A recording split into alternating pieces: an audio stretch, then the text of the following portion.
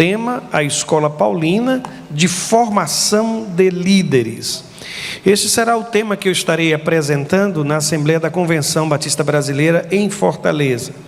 E fazer isso aqui, em primeiro momento, está me permitindo ampliar um pouco mais ainda desta visão. A Escola Paulina, e aí estão os dois livros da Bíblia que foram separados como nosso fundamento, a primeira e a segunda carta de Timóteo. Assim como começamos na vez passada, eu quero começar com uma citação daqui do Vicente Falcone. Eu não sei quantos têm acompanhado os seus trabalhos, os seus textos, mas ele é conhecido como consultor, especialmente nessa área do mundo corporativo, e especialmente como palestrante. Eu acho que é um dos mais renomados. E ele diz o seguinte, que é o conjunto que permite ao líder voar alto. Eu fico feliz quando eu leio uma declaração assim, porque tira um pouco do peso sobre aquele que é o líder, aquele que é o chefe, aquele que está na gerência, aquele que está no exercício da liderança. E ele conclui que, mesmo lá no mundo corporativo, um só não pode ser responsável pelo sucesso de toda uma empresa. Se nós trouxermos para o mundo espiritual, isso também é verdadeiro. Não há absolutamente como imaginarmos hoje uma igreja de um só. A igreja é corpo, a igreja são muitos, a igreja é diversidade, a igreja são muitos dons, a igreja são muitas pessoas envolvidas. E é por isso que não é o regente de um coro sozinho, ele não consegue, irmãos, fazer o exercício do seu ministério de forma razoável, de forma exitosa. Absolutamente. No reino, nós precisamos entender que não existe ministério do tipo eu sozinho. É eu com você. Esta é a visão que deve predominar.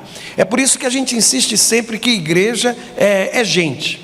E a principal função da liderança, no caso espiritual, é cuidar de gente.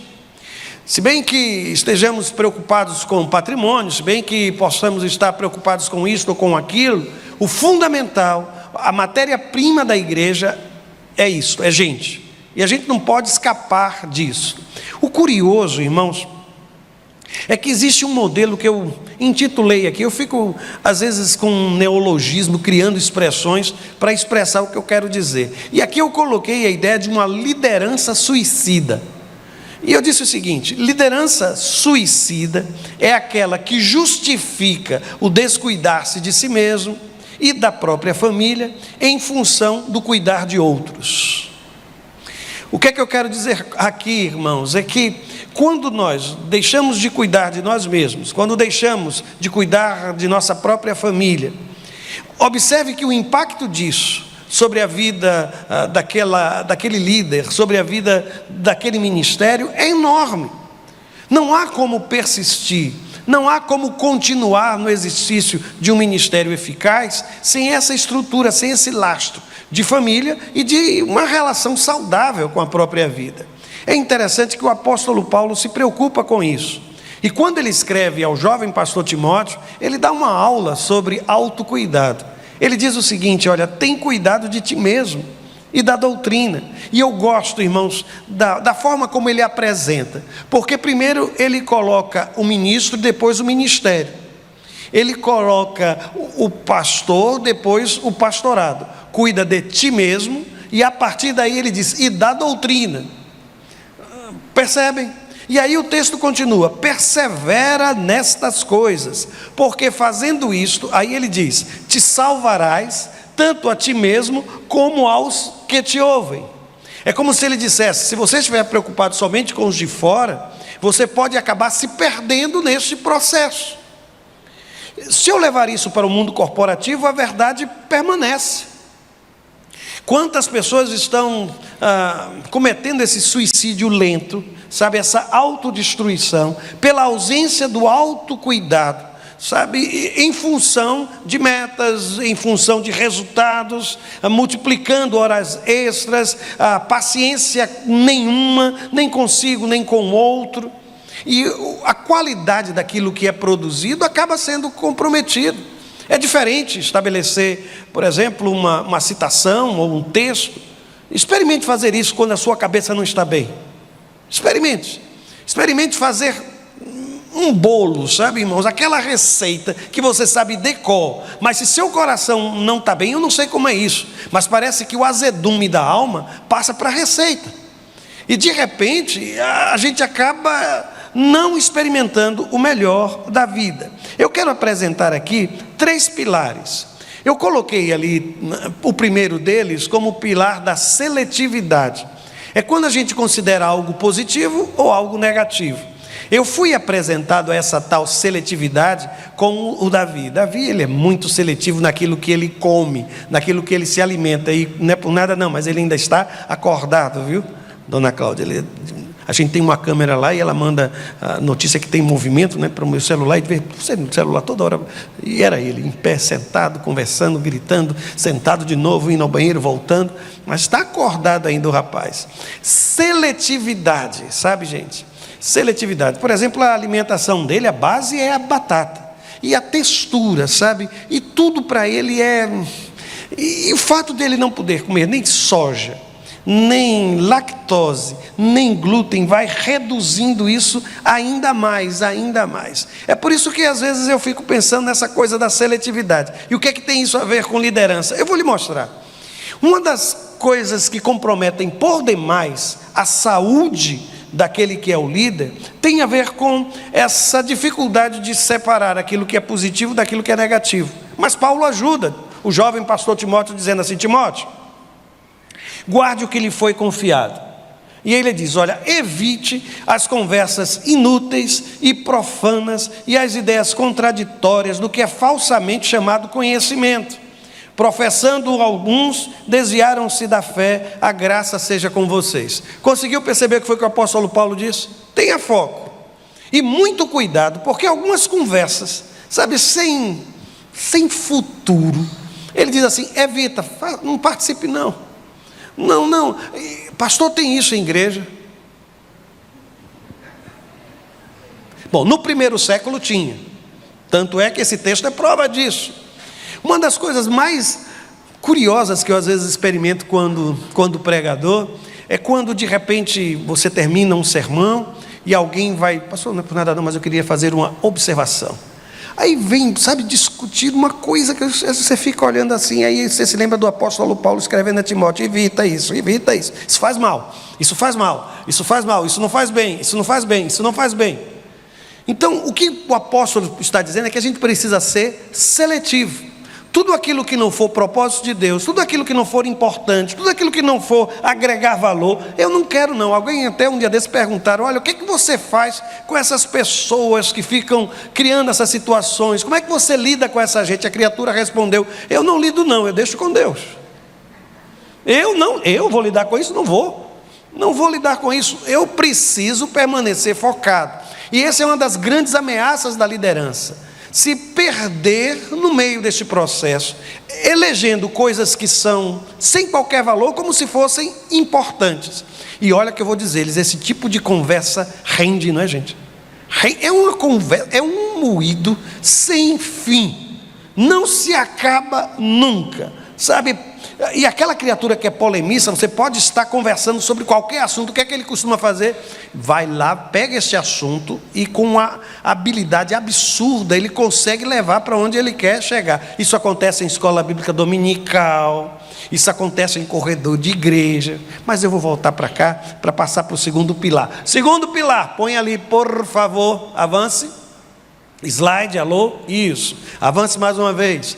Ali está, essa expressão a gente não usa muito, né? Um pilar salutífero. Eu gostei tanto dessa palavra que eu disse: vou colocar. Salutífero, que tem a ver com o que é salutar, com o que promove saúde. A primeira coisa que a gente tem que fazer, se a gente quer se exercitar o autocuidado na liderança, a gente tem que se ocupar com aquilo que é prioridade, com aquilo que é positivo, com aquilo que acrescenta valor ao exercício do seu ministério. Segunda coisa, você tem que cuidar daquilo que é a sua saúde.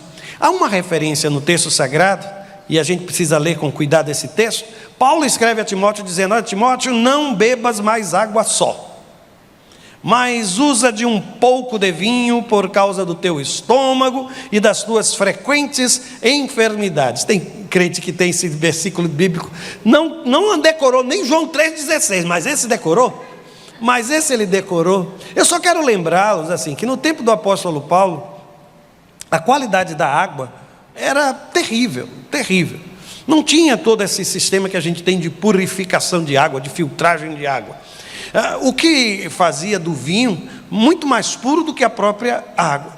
A segunda coisa é que qualquer uma pessoa hoje, inclusive, já sabe que existem sim qualidades medicinais, questões boas para a saúde no vinho. Agora notem que a palavra pouco aparece ali. É pouco, meu irmão. Ouviu? Pouco o que está escrito ali. Porque o que a Bíblia condena realmente é embriaguez, é você não ter o autocontrole, o domínio próprio. Mas eu como pastor, o que tenho recomendado à igreja? Os irmãos me conhecem já há muito tempo. Eu sempre digo, olha, se você pode evitar, nem ponha, não tem porquê. Aliás, eu mesmo faço isso, sabe? Eu não. Mas por quê, pastor? Será que vai ter um bafômetro na eternidade? Desce, sobe, se não der o índice correto? Não, não é isso. É que eu não quero que ninguém use o meu nome, o meu comportamento, a minha atitude como justificativa para a sua embriaguez. Porque o pastor pode até estar tomando um dedo mínimo, sabe? Misturado com água, sabe? Aí alguém vai passar e vai dizer o quê? Então, para evitar isso, o que é que eu faço? Como o apóstolo Paulo diz, olha, se comer carne vai trazer algum prejuízo, eu não vou querer nem tomar carne, não vou comer a carne, nem vou tomar absolutamente nada. Essa é uma posição muito pessoal e os irmãos sabem disso. Eu tenho ensinado isso ao longo de 25 anos à frente desta igreja. Mesmo que eu entenda que a Bíblia condena o excesso, a embriaguez, eu recomendo a abstinência. Eu não quero que na sua casa tenha alguma coisa que possa influenciar negativamente a vida de seu filho. Você nunca sabe qual vai ser a reação daquela criatura com o álcool, com a bebida. Olha, eu tive um tio em nossa família que perdeu o emprego, quase a própria saúde e a própria vida dele ficou comprometida. E quem já teve casos de alcoólatras em casa, sabe do que eu estou falando. Então a gente ouve falar sobre isso e a gente trabalha isso com muito cuidado. Sem contar os acidentes, as tragédias nos trânsitos provocados por gente. E nessa época então, meu Deus, tem horas que eu vou para casa ou volto, é tarde da noite, tem alguns carros que eles saem completamente da faixa, você fica preocupado, não sabe se ultrapassa, se não ultrapassa. Aquilo é um crime. Um crime, mas eu vou voltar para cá. Portanto, é para cuidar da sua saúde. No exercício da liderança, a gente precisa exercitar o autocuidado também em função da saúde. E o terceiro e último pilar, eu coloquei ali a palavra satisfação. Satisfação. Por que satisfação? Eu achei tão interessante. Tem uma expressão que eu acredito que ela é bem paulina. É quando ele usa a expressão bom combate. Você já leu essa expressão, bom combate? Onde é que ela aparece na Bíblia? Alguém se lembra de algum versículo que fale de bom combate?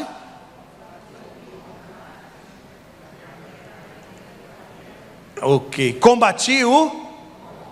Agora deixa eu lhe dizer, você sabe que essa expressão bom combate, ela só aparece nos textos paulinos?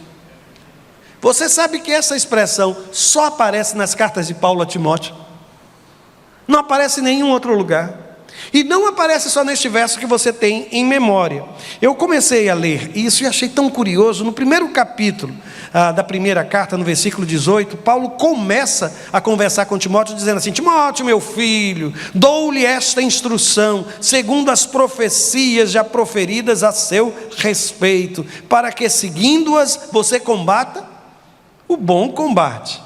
Depois ele volta a usar essa mesma expressão em 1 Timóteo capítulo 6, versículo 12. Ele diz o quê? A Timóteo, vejam só: combata o bom combate da fé, tome posse da vida eterna, para a qual você foi chamado, e fez a boa confissão na presença de muitas testemunhas. E agora, aquele verso clássico que os irmãos conseguiram lembrar: combati o bom combate, terminei a corrida, guardei a fé. O que eu quero dizer com isso? Satisfação. Se tem um pilar que nos dá, meus irmãos, um senso de prazer, sabe, que promove a liderança, é continuar combatendo, sem perder o gosto do bom. Deu para entender o que eu quis dizer ou não? É combate, mas é bom. É uma luta. Mas se a gente perder o gosto bom do combate... Eu me lembro de uma revista Exame que, falando de casamento, a criatura escreveu dizendo que casamento é igual a chiclete, que quando perde o açúcar, só resta aquela borracha que a única vontade é cuspir para fora. Eu nunca mais esqueci esse texto acho que é da década de 80, de uma revista Exame.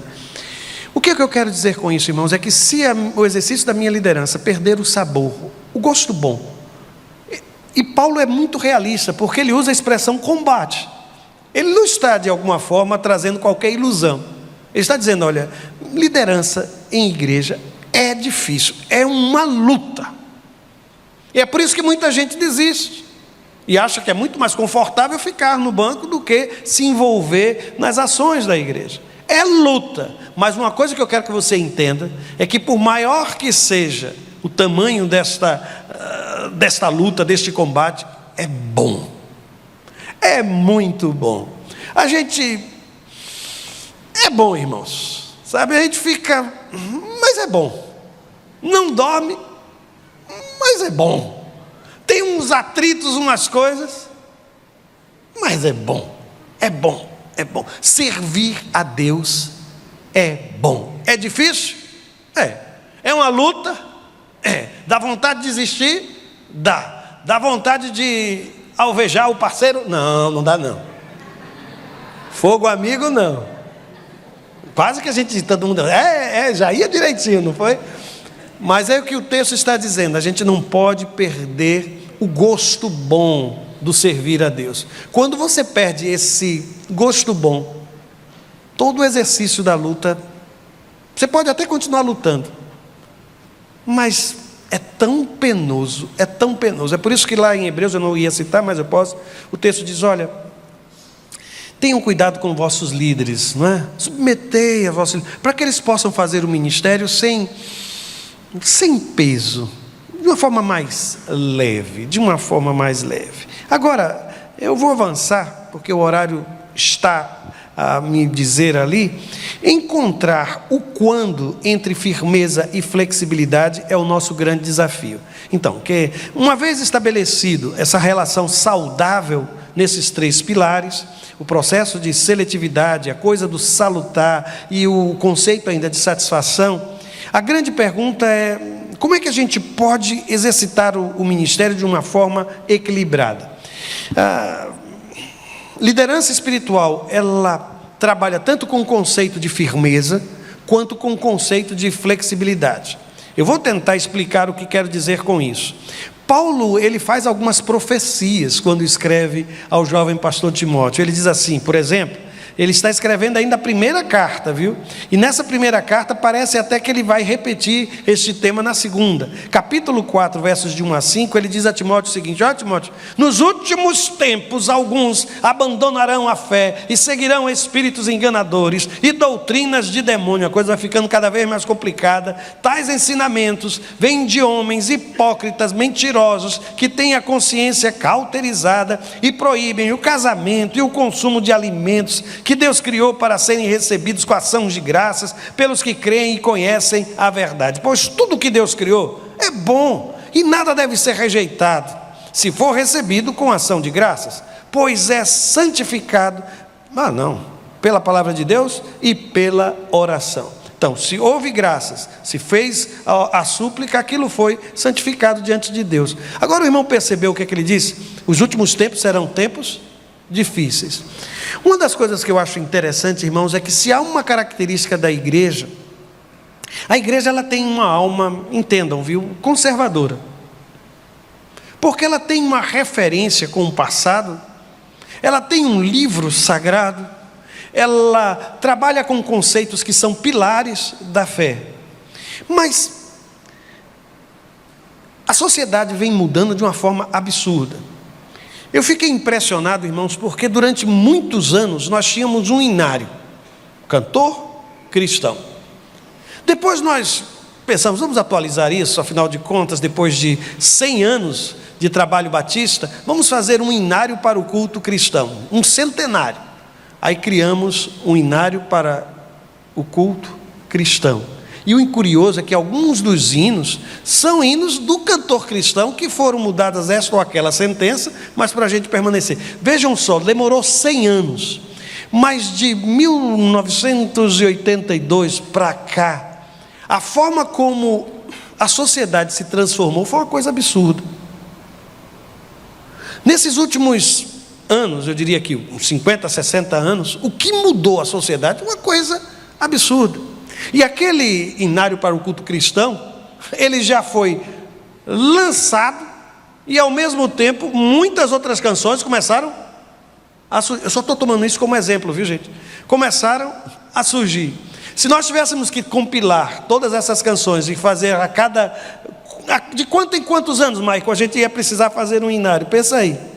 Ou de 6 em 6 meses. Porque agora as canções surgem todo o tempo. E demorou muito, irmão, mas demorou muito. A estrutura de culto foi a mesma durante décadas. Aí de repente a coisa começa a mudar, muda isso, entra aquilo outro. As coisas passavam por um processo, irmãos, para colocar um violão, uma guitarra na igreja, uma bateria, foi um processo assim, não foi? Mas as mudanças hoje, E uma das coisas curiosas é que eu fiquei encantado à medida que eu estava pensando nisso, é que a pandemia nos obrigou a reinventar culto, celebração, tudo. E de repente aquela estrutura de igreja pesada, sabe, em que as coisas precisou entrar um vento e dizer, olha, vamos fazer isso. Eu não sei se os irmãos perceberam, mas a pandemia deixou até os pastores desta igreja menos formais, na forma de vestir, na forma de conduzir a celebração. Ninguém percebeu isso, eu estou falando sozinho aqui, ou você já percebeu isso também? Sabe o que foi isso? Foi a pandemia. A pandemia foi um negócio sério, irmãos. O tal do Covid alcançou até o paletó dos pastores, gravata de pastor, porque a gente começou a vir para cá para gravar culto, não tinha ninguém, não precisa usar, vamos pensar no quem está lá na casa para entrar na casa daquela pessoa, e realmente a coisa foi assim. Hoje, os pastores desta igreja, um absurdo um negócio desse, só querem usar paletó no dia de celebração de ceia do Senhor, e olhe lá, né? E olhe lá que ainda vem alguns assim, já esperando terminar o culto para folgar a gravata. É por isso que eu entendo que o apóstolo Paulo sinaliza, as mudanças vão vir. Agora, nisso, a gente precisa estar atento. Mas quando é que a gente deve ser flexível, pastor? E quando é que a gente deve ser firme? Quando você descobre isso, por exemplo, da educação do seu filho. Quando é que eu devo apertar? Quando é que eu devo afrouxar? Sabe? E em termos de liderança espiritual? Eu vou mostrar-lhes ainda outros textos. Por exemplo, na carta 2, no capítulo 3, versos 1 e 2, ele diz, saiba disso, nos últimos dias sobrevirão tempos terríveis, os homens serão, e ele começa depois a descrever. Vou para um outro texto, que é o mesmo capítulo 3, só que no versículo 14. Paulo olha para Timóteo e diz, olha, as pessoas vão mudar, vão se tornar tudo perdido, amantes de si mesmo, amantes dos prazeres, inimigos de Deus. Mas tem uma coisa, Timóteo, quanto a você, porém, permaneça nas coisas que aprendeu e das quais tem convicção. O mundo pode mudar, a cabeça das pessoas pode ter dado uma volta absurda, mas você é diferente. Você precisa permanecer naquilo que é a sua convicção. Você precisa permanecer. Aí nisso eu preciso ser firme. Agora, na forma de abordar, eu ia quase que falar de novo do paletó, mas é melhor não falar não. Dia desses eu vi uma criatura que fez questão de tirar a gravata para que o outro pregador pudesse pregar na igreja dele, porque na igreja dele... Mas deixa eu voltar para cá. Há poder na gravata, irmãos. Há poder naquela gravata ungida. 2 Timóteo capítulo 4, versículo 3, vai trazer o grande perigo sabe dessa flexibilidade. Qual é? Pois virá o tempo em que não suportarão a sã doutrina, pelo contrário, sentindo coceira nos ouvidos, segundo os seus próprios desejos, juntarão mestres para si mesmos. Qual é a grande dificuldade da flexibilidade aqui? É entregar a esse homem perdido o direito de determinar a agenda da igreja. É entregar a essa sociedade perdida. A gente precisa ser humano, irmãos. O evangelho, ele é humano, mas ele não é humanismo. É como se o texto estivesse dizendo, olha, mesmo que as coisas tenham mudado, a igreja não pode tratar as pessoas como se elas fossem clientes para serem satisfeitos. Não é essa sociedade corrompida que vai determinar o conteúdo da nossa fé. Isso aqui, irmãos, é escrito na pedra. A mensagem do evangelho, ela não muda, ela é imutável. Agora, a forma de apresentar este evangelho, a forma de nos reunirmos, aquilo que cantamos, porque imagine, irmãos, se nós fecharmos e dissermos, não, somente essas músicas, é como se o Espírito Santo de Deus tivesse somente usado aqueles compositores para expressarem a sua graça e a sua misericórdia. Como se ele ainda não estivesse operando, sussurrando no ouvido de tanta gente boa, canções maravilhosas. Tem canção que não é boa, mas tem canção, irmãos, que são maravilhosas. E as canções hoje, elas são feitas de uma forma diferente do que no passado. É que nem a sua geladeira, irmãos. Eu sou do tempo da Frigidaire, não é? Não tinha uma tal da Frigidaire? Aquela chapa daquelas geladeiras era geladeira para não se acabar nunca mais. Mas hoje as coisas, elas são preparadas para um tempo certo, tem começo, meio e fim. Aí aquela canção que a gente cantou no ano passado, aí também quando a igreja canta quase todo dia, quase todo domingo, quase toda coisa, aí ela vai, se esgota, a gente já cria uma nova. A forma não é conteúdo, firmeza, a forma, flexibilidade. Vou mais longe, irmãos, 2 observações, parece quase como um resumo disso. Primeiro, a sociedade está em constante mudança, isso é um fato, mas a essência do evangelho é imutável. Esse é o nosso princípio. Continuamos pregando o mesmo evangelho da salvação no nome do Senhor, irmãos. Continuamos contando a velha história, que é sempre nova, irmãos, que é sempre nova. Recentemente alguém falou-me de alguns musicais que são feitos em igrejas americanas hoje, que já não contam mais o Natal. É uma produção absurda, mas que não contam mais o Natal. Aquilo me incomodou tanto. Aliás, por falar nisso, ore em favor de Ivanice. Anice é a esposa do pastor, nosso missionário Jefferson, aquele casal que foi lá para a China. Ela passou muito mal esse tempo, foi socorrida, agora estava indo para um outro hospital referência lá nos Estados Unidos. Apenas orem por eles, isso será de bom tom. Agora, uma outra observação que fiz é que à medida que fui lendo as cartas, avance por favor. Eu inventei essa expressão, abordagem adaptativa, porque até na forma de abordar a própria igreja, a gente precisa ser flexível e se adaptar. Eu vou dizer-lhes por quê. Se você estiver lendo a primeira carta, você vai ver que Paulo vai falar que aos idosos, Timóteo deveria falar, por exemplo, a um homem idoso, como se estivesse falando com o seu próprio pai, a uma mulher idosa, que ele tratasse essas mulheres como se fossem a sua própria mãe. Isso é uma forma de abordar. Quando você for abordar essas pessoas da igreja, e eu vou dizer-lhes, no começo do meu ministério, era um desafio para mim, irmãos. Eu com 20 e poucos anos, 20 e quantos filhos? 22?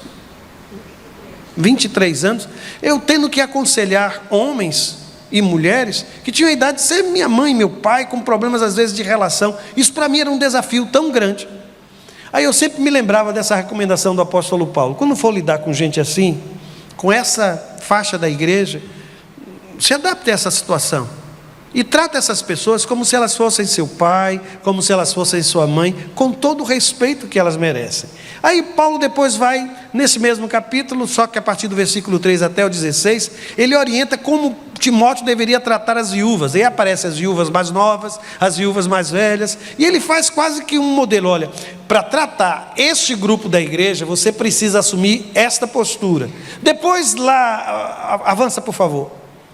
No capítulo 6, isso se estende ainda por um pouco, alguns escravos dentro da igreja. Aí Paulo orienta Timóteo dizendo, olha, para os escravos você vai apresentar o evangelho desta forma. E finalmente para os ricos, ele diz no versículo 17, manda até repreender os ricos por conta da ganância. Olha, esse é o modelo. É como se ele dissesse, o evangelho é um só, mas a forma de abordar o idoso, a forma de abordar a viúva, a forma de abordar o adolescente, o junior, a criança, isso muda perfeitamente.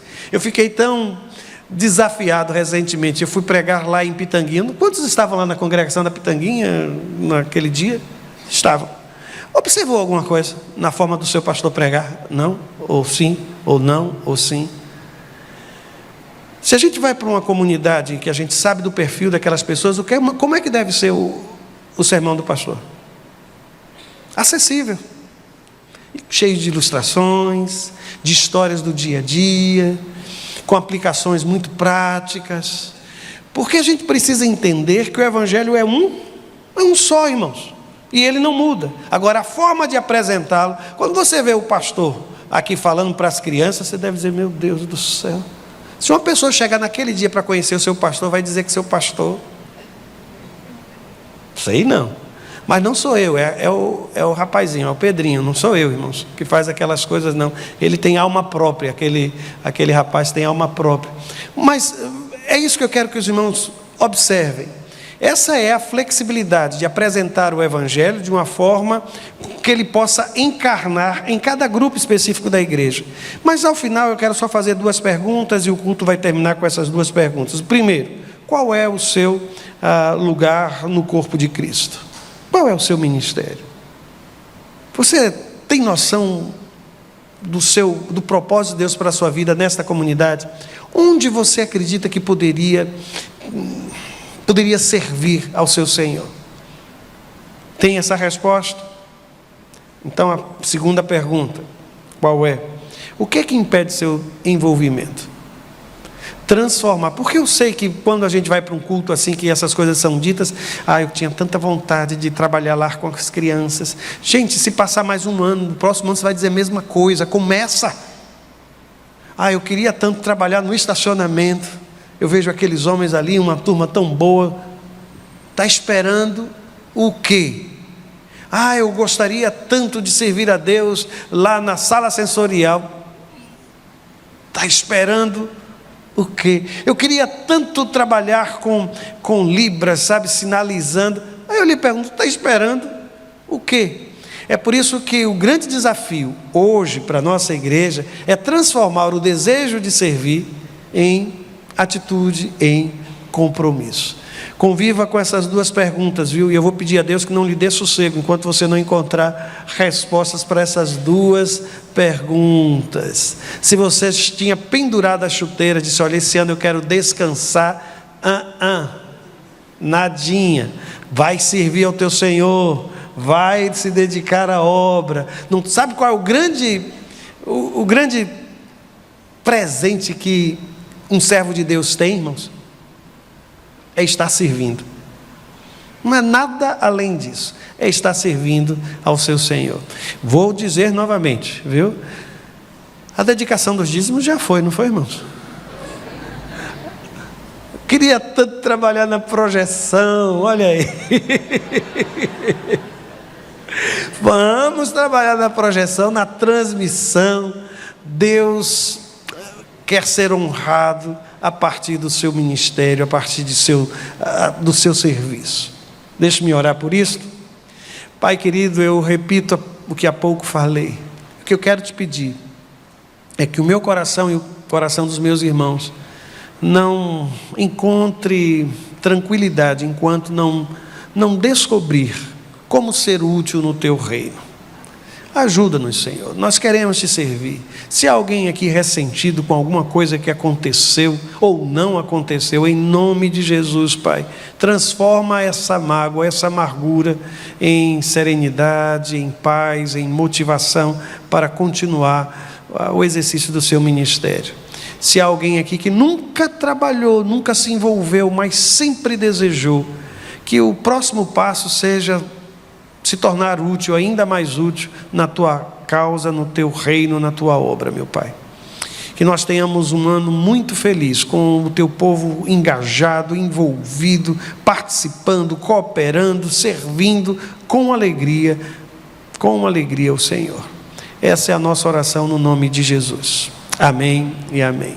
Nós aqui nos despedimos dos que estão em casa, dos que aqui estão. Os que aqui estão terão a oportunidade de ainda passar algum tempo lá no cafezinho. Que Deus os abençoe, que Deus os guarde, em nome do Cristo. Amém.